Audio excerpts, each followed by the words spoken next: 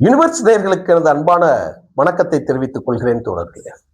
திருமாவளவன் அவர்கள் பிறந்த நாளில் நடந்த மாநாடும் அதில் நடந்த சம்பவங்களும் இன்னொரு அதிர்ச்சியை கொடுக்கக்கூடிய அளவில் இருந்தது. உண்மையா? அது திட்டமிடப்பட்டதா? அது இயல்பிலே நடந்ததா? இதை தவிர்த்திருக்க வேண்டாமா? இதை தவிர்த்திருக்க வேண்டும் என்று பலவிதமான, ஆனால் அன்று நடந்ததும் அதற்கு மறுநாள் நடந்ததும் என்ன, அதைத்தான் நம்ம இருக்கக்கூடிய செய்திகள்ல என்னென்ன நடந்துச்சு, அது என்ன சம்பவம் நடந்துச்சு, அதுதான் நமக்கு சொல்ல போறேன். இந்த இதுல விடுதலை சிறுத்தைகளோட தலைவர் திருமாவளவன் அவர்களுடைய பிறந்த நாள் ஆகஸ்ட் 17 நிகழ்ச்சியை அறிவிச்சிட்டாங்க. அது என்ன பேருன்னா, தமிழ் தேசியத்தோட கூட்டணியோட அறிவிப்புன்னு அறிவிக்கிறாங்க. அந்த மாநாட்டுக்கு பெயர் சூடுறாங்க. தமிழ் தேசியம் அப்படிங்கிற வார்த்தை அதுல இடம்பெறும். இதில் உடன்பாடு இல்லை என்று சொல்லுவதற்கு நிறைய பேர் விமர்சனம் பண்ணி பேசிக்கிட்டே இருந்தாங்க. காரணம் என்னவென்று கேட்டால், இதற்கு முன்னதாக நடக்கக்கூடிய விசிகா மாநாடுகளின் தலைப்புகள் எல்லாமே எப்படி இருக்க வேண்டும்னா, மனு எதிர்ப்பு, மனு நீதி எதிர்ப்பு, சமூக நீதி வேண்டி, பகுத்தறிவு, சுயமரியாதை என்கின்ற சொற்கள் அதில் இடம்பெற்றிருக்கும். திராவிடம் என்கின்ற சொற்களும் இடம்பெற்றிருக்கும். இதுதான் இயல்பானது. இப்படித்தான் அந்த கூட்டம் நடக்கும், மாநாடுகளும் நடக்கும். ஆனால் தமிழ்நாட்டு அமைச்சரவையில், தமிழ்நாட்டோட அமைச்சரவையில் விசிகா பங்கு கொண்ட பிறகு அவர்கள் எடுக்கக்கூடிய நடவடிக்கையும், திருமாவளவன் அவர்கள் சொல்லக்கூடிய வார்த்தைகளிலும் இருக்கக்கூடிய வித்தியாசங்களும் முரண்களும் பேசுபடு பொருளாக ஆகிவிட்டது. எல்லா வகையிலும் எல்லாத்தையும் நம்ம பேசியிருக்கிறோம். ஆனால் ஒரு தொண்டர்களோட கட்டமைப்பை, ஒரு தொண்டர்களை உருவாக்குவது எப்படி, அரசியலில் அவர்களை வார்த்தெடுப்பது எப்படி, வளர்ப்பது எப்படி, ரொம்ப ரொம்ப முக்கியமானது. இப்ப விஜயோட கூட்டத்தை பார்த்து நம்ம போன காணொலியில் நான் சொல்லியிருக்கிறேன். விஜயோட கூட்டத்தை பார்த்து என்ன சொன்னாங்க? தற்குறி கூட்டம்னு எல்லாமே சொல்லிட்டு இருந்தாங்க. ஏங்க தற்குறி கூட்டம்னு சொன்னாங்க?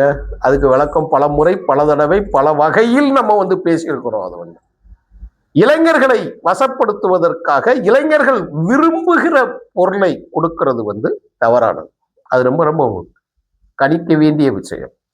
அதை எல்லாமே வருவாங்க. இதை சொல்லுவதற்காக மாட்டிக்கிட்டு தான் ஒருத்தர் மாட்டினான். அந்த பிஸ்கட் போடுறது அப்படிங்கிறது மாதிரி சொல்லி தான் அதை மாட்டினான். அதில் நாம் கண்டித்தோம், விமர்சித்தோம். வார்த்தை பிரயோகங்கள், வார்த்தைகளை தேர்ந்தெடுப்பது, சொற்களை பயன்படுத்துவது மிக தெளிவாகவும் கண்ணியத்திற்கு உரியதாகவும் இருக்க வேண்டும். எதிரியின் நிலவையை பொறுத்து, அவர் என்ன அளவு நம்ம வைக்கிறாரோ அந்த அளவை பொறுத்து தான் அது மாறும். சரி, விட்டுருவோம். அதற்கு திருமாவளவன் அவர்கள் சொல்லக்கூடிய அந்த கருத்து இருக்கு இல்லையா, அது ரொம்ப முக்கியமானது. என்ன அவருக்கு திருமாவளவன் என்ன சொன்னார்னா, தோழர்களுக்கு வணக்கம், எல்லாம் சொல்லிட்டாரு. கட்டுக்கு அடங்காத கூட்டம். சரி, மேடைகள் திட்டமிட்டு போட்டிருந்தீங்க. அந்த மேடை போடப்பட்ட இடத்தில் அதோடு சேர்த்து வாக்கிங் ரேம்ப், தலைவர்கள் நடந்து செல்ல, இந்த இளவை எந்த காலத்துல எதுல எங்க நல்லா ஒரு கூட்டம் பார்த்துருக்கேன். இந்திரா காந்தி அவர்களும் கலைஞர் கருணாநிதி அவர்களும் எங்க ஊருக்கு பிரச்சாரத்துக்கு வந்தாங்க. கூட்டம் பார்க்க கூட்டம் அலையலையாக, ஹெலிகாப்டர், அதெல்லாம் ஜெயலலிதா கால அரசியலை பார்த்தவர்கள் எங்களுக்கு நல்லா தெரியும். அது அப்பெல்லாம் சொல்லுவோம். அப்போ இந்த இணைய வசதிகள்லாம் அவ்வளோ தூரம் கிடையாது. அந்த கூட்டத்தை பார்க்க நாங்கள்லாம் ஓடி இருக்கோம். கொட்டை மழை ஓடி கூட்டத்தில், இதே கூட்டத்தில் சிக்கி திணறி மரணிக்க வேண்டிய சூழலில் இருந்தவன் நான். அன்று யாரோ, கண்ணுக்கு தெரியாத யாரோ என்னை கூட்டத்திலிருந்து தூக்கி அப்படியே வெளியே அந்த மரக்கட்டையில வச்சு கட்டியிருப்பாங்க. அந்த பழையதை ராஜீவ்காந்தி கூட்டங்களில் பார்த்தீங்கன்னா தெரியும். அதுலேருந்து கூட்டு என்னையும் எங்கள் அண்ணனே, என் உடன் பிறந்த அண்ணன் மூத்தவர், நாங்கள் 2 பேரும் ஓடுறோம். அந்த கூட்டத்திலேருந்து எங்களை தூக்கி வெளியே போட்டு எப்படி தப்பிச்சோ என்னன்னு தெரியல. எனக்கு நன்றாக நினைவு இருக்கிறது. மூச்சு திணறி உயிரிழக்கக்கூடிய அந்த நிலை. நீங்க நினைச்சு பாருங்க, எம்ஜிஆர் முதலமைச்சர், அப்படியெல்லாம் நாங்கள் இருந்தோம். அப்படி இருக்கும்போது அப்போ மேடை அமைப்பு எப்படி இருக்கும் என்று சொன்னீர்கள்னா, அந்த கூட்டத்துல கட்டடம் இன்னைக்கு அந்த இடத்துல இருக்கு. இந்திரா காந்தி அவர்கள் வந்து நின்று பிரச்சாரம் பண்ணிய இடம் ராஜபாளையத்துல எங்க ஊர் காலேஜ் மைதானத்தில் பின்பக்கம் இருக்குது. அந்த கல்லூரியில் தான் நான் கல்லூரி படித்து முடித்தேன். வரலாற்று பிரிவில் படித்து முடித்தேன். அப்போ அந்த இடத்த போய் நான் பார்ப்பேன். இந்த இடங்கள்ல போய் இருக்கோமே அப்படின்னு சொல்லிட்டு அதுகளில் போய் அந்த நின்ன இது மாதிரி அந்த பிம்பங்கள் கல்லூரி காலத்துல போய் பார்ப்பேன். இன்னைக்கு எல்லாம் நம்ம பேராசிரியர்கள்லாம் இருக்குன்னு வச்சுக்கோங்களேன், அதை விட்டுருவோம்.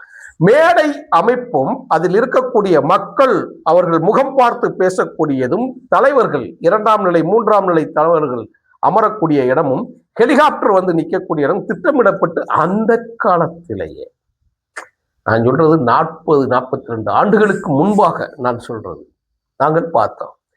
புரட்சி தலைவர் எம்ஜிஆர் அவர்கள் கூட்டத்திற்கு வந்து பேசுகிற காட்சியை நேரடியாக கேட்டு இருக்கிறேன். கலைஞர் கருணாநிதி அவர்கள், புரட்சி புயல் வைகோ அவர்கள், ஜெயலலிதா அவர்கள், இவங்கெல்லாம் எல்லா பிரச்சாரங்களையும் இன்னைக்கு தமிழ்நாட்டில் இருக்கக்கூடிய எல்லா அரசியல் கட்சி தலைவர்களோடு இருக்கிறோம். இன்றையில் இருக்கக்கூடிய தலைவர்களோடு மேடையில் இருக்கிற பொழுது மேடையில் நான் பங்களித்து இருக்கிறேன். மேடையில் நின்னே அந்த காட்சியை பார்க்கக்கூடிய வாய்ப்புகள் எனக்கு நிறைய கிடைத்திருக்கிறது. அதெல்லாம் நம்ம செஞ்சிருக்கிறோம். திருமாவளவன் அவர்களுக்கு தெரியாதா? நீங்க நல்லா தெரிஞ்சுக்கணும். 2006 மக்கள் நல கூட்டணி மதுரை மேலூரில் மாநாடு. அந்த மாநாட்டிற்கு ஆர்ப்பரித்த கூட்டம் என்று ஒரு மிகப்பெரிய மக்கள் திரளை பார்த்த பிறகுதான் திமுகவும் அதிமுகவும் சுதாகரித்துக் கொண்டது.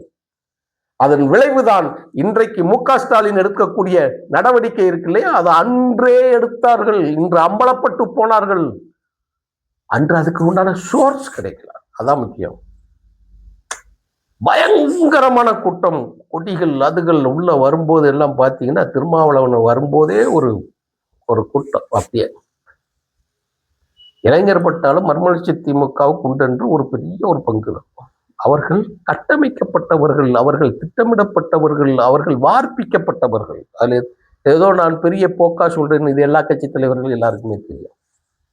இதை யாரும் மறுக்க முடியாது. இதை யாரும் துரோகி கூட, எதிரி கூட இதை மறுத்து பேச முடியாது. அதான் உண்மையான காரணங்கள்.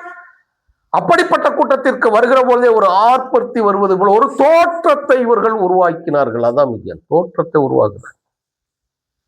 என்னடா, அதுவே மக்கள் நல கூட்டணிக்கு பலவீனமாக அமைந்தது. அதுவே விஜயகாந்த் உள்ளே நுழைவதற்கு தகுதியை வாய்ந்ததாகவும் அமைந்தது. அதான் முக்கியமானது. அது இதேதான். இப்ப திமுக கூட்டணியில் எப்படி விதண்டாவாதம் செய்து தோல்வியை சந்தித்து இன்றைக்கு முகம் காட்ட முடியாமல் மூலையில் இருக்கிறார்களோ, அதே மாதிரி அன்றைக்கு குரங்குகள் பங்கு வைத்ததை போல. நீங்க யாரு கூட யாரு குறைவு அப்படிங்கிற வார்த்தையெல்லாம் கிடையாது. ஆப்பம் பங்கு வச்ச கதை சொல்லுவாங்க. சிறுசு பெருசு, சிறுசு பெருசு, யார் உயர்வுல இருக்கணும், யார் இதுல இருக்கணும், யார் முதலமைச்சர் வேட்பாளர் என்ன இருக்கணும். இப்பொழுது சொல்லுகிறேன், அன்று தலைவர் வைகோ அவர்களை முதலமைச்சர் வேட்பாளராக அறிவித்து அந்த தேர்தலை சந்தித்திருந்தார்கள் என்று சொன்னால் இவ்வளவு விமர்சனமும் இவ்வளவு பெரிய தோல்வியும் நடந்திருக்காது. விஜயகாந்த் வந்த பிறகுதான் அந்த கூட்டணி தலைகீழாக மாறியது. அந்த கூட்டணி திட்டமிட்டு கவிழ்க்கப்பட்டது. அதற்கு காரணம் இன்றைக்கு அதிமுக திமுகவோட கள்ள கூட்டணி அன்றைக்கு இருந்ததனோட காரணம். அதான் உண்மை. நீங்க மறுக்க முடியாது. எல்லாம் லைவ்ல நாங்க பார்த்தோம், நாங்க கிரவுண்ட்ல பார்த்தது எல்லாமே இருந்தது. இவ்வளவும் தெரிஞ்சிச்சு இல்லையா?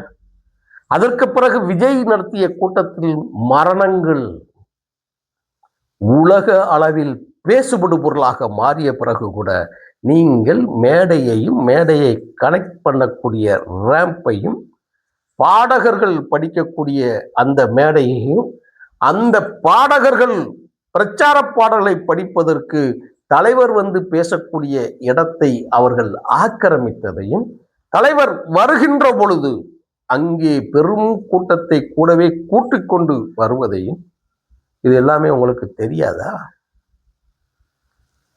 நீங்க சொன்னா கேட்க மாட்டாங்களா? அப்ப நீங்க என்ன அரசியல் படுத்திருக்கீங்க? இதைத்தான் இப்ப கேள்வியா கேட்கிறாங்க. என்ன நடக்குது?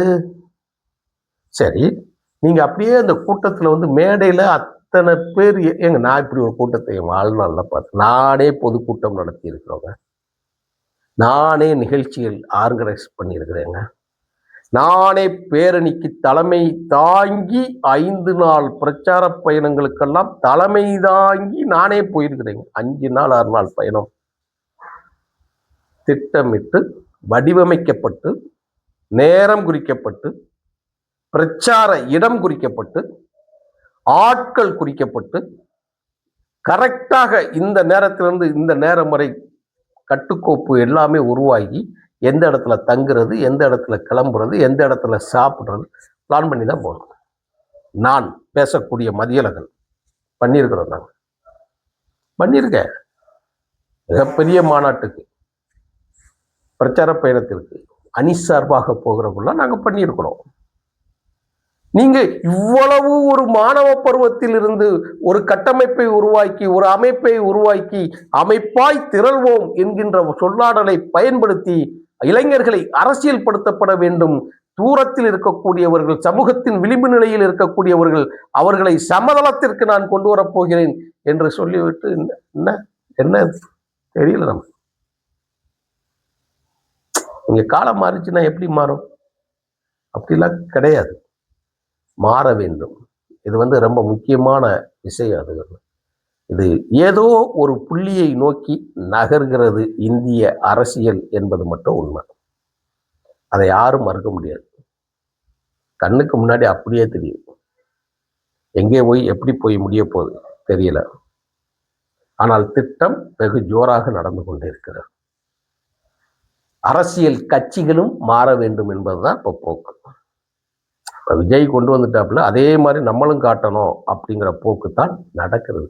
மக்களை தப்பித்துக் கொள்ளுங்கள். நன்றி, வணக்கம் தொடர்ந்து.